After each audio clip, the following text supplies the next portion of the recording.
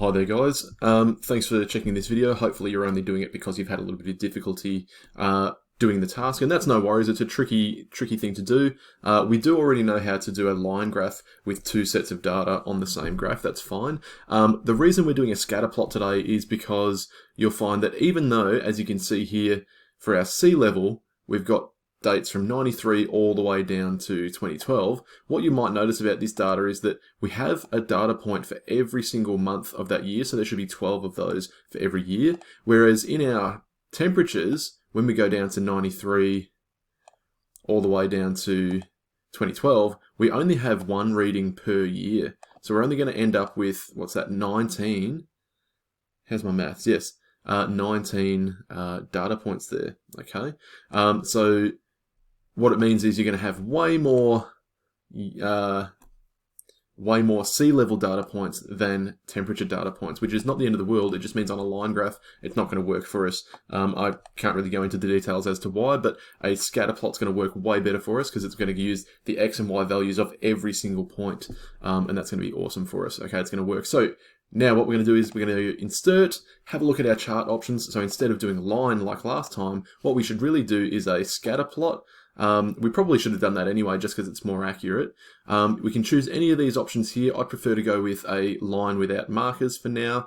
You could do curves, you could do straight line. What's funny to me is when we do this line, it's going to look exactly like a line graph, but it's actually going to work. For now, just for fun, I'm just going to do a smooth curved line. I think it's going to look a bit cute. You can do whichever one you want, but it has to be a scatter plot. All right, now, first thing we want to do is enter our data. So we're going to go click on design, select data, and we're going to add. Now, it's going to look slightly different from last time. See how now this box asks us for the name of our data, and then the X values, and then the Y values. Last time, if we were just doing a line graph, it only asks us for the series name. It might have been temperature, might have been CO2, and then the it just asks us for the Y values, so the thing going up and down. And then on the other side, we'd add an X value, but that would apply to both of the sets of data. What we're going to do now is we're going to add two sets of data with their own specific X and Y values. So their own specific years, and we'll see how that's going to work pretty well for us. All right, so the series name, we're going to call this one our sea level. We're going to start with the sea level, and we want to put in our X values. So that's the horizontal, that's what's going across. So we're trying to measure time, so that's going to be our years. So what we want to do is find 1993, Control Shift down, and we're selecting every single year all the way down to 2015. Now we want our Y values, so what we want dotted against those X values. Okay, going to go all the way to the top again. We want all of these readings of the sea level. So click on that first one, Control Shift down. There we go. Check out how good this is. Fantastic. All right. So what you'll notice about this, I'll make it a little bit bigger for a second so that you can see. You'll notice that it's not exactly zigzags. But what it has is straight lines up and down at certain points. That's simply because, as you can see, we've got multiple sets of data throughout the year. We've got one taken every single month, okay? What that really means is, during the course of a year, the temperature is going to change up and down and up and down. But you're going to see that year after year, we're getting those up and downs, but it's still changing gradually. And I'll let you decide which direction it's going over time. All right, so you'll see this up and down because that's very normal, but the big change is what we're really looking for. Okay. Now what we need to do is we need to add our other set of data to that, so our temperatures. So we're going to go design again, whilst we're clicking on our graph here, select data, add, so we're going to add a new series. This one we're going to call temp. All right, our X values again. Now we don't want to select all the ones from... We don't want to select all those ones. What we want to do is select all of our years for our temperature. But the trick is don't click 1880, right? Because we don't want to measure 1880. So we'll delete that.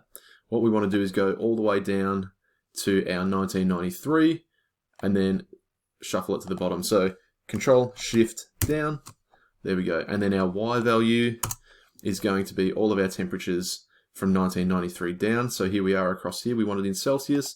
You know, that's our column there. Control Shift down. How quick was that? That's awesome. All right, fine. Now the graph's going to look wrong as soon as we open it up here.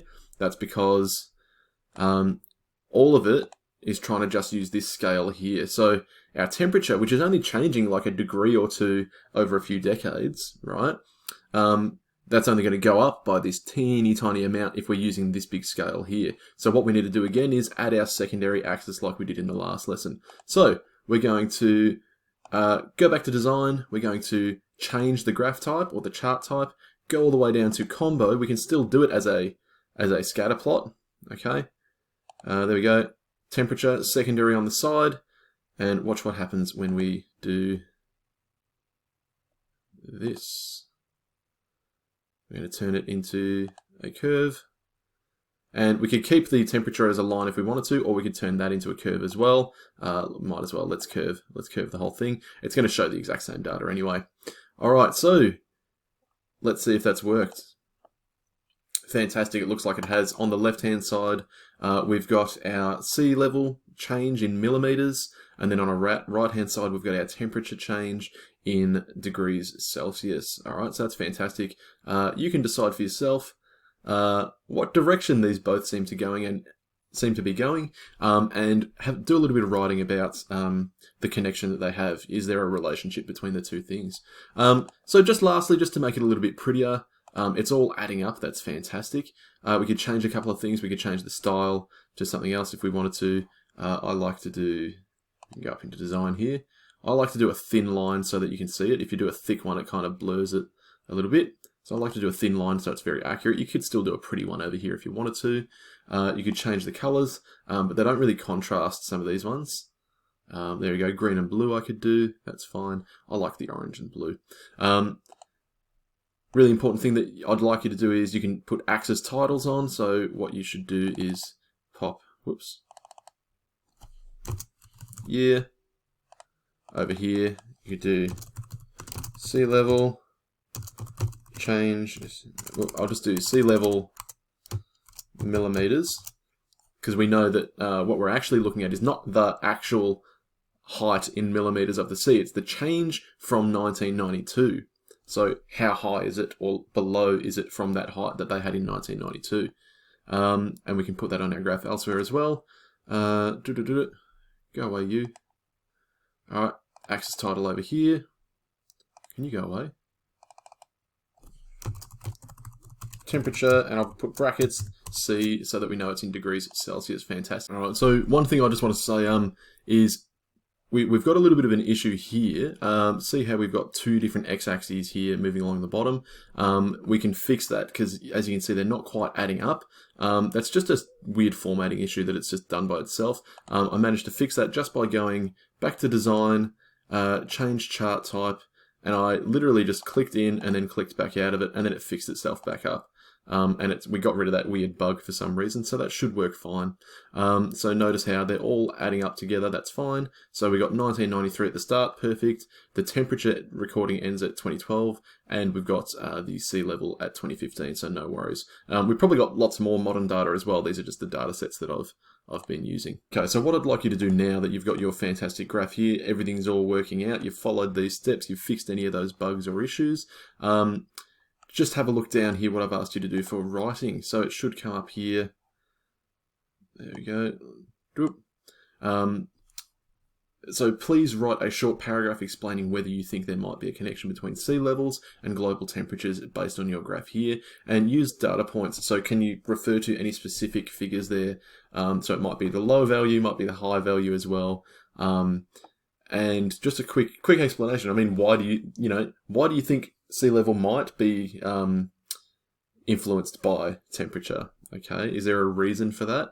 I mean, it's probably very obvious, I'm sure. But anyway, there you go, guys. I hope you've had a bit of fun feeling like you're mastering Excel. Enjoy.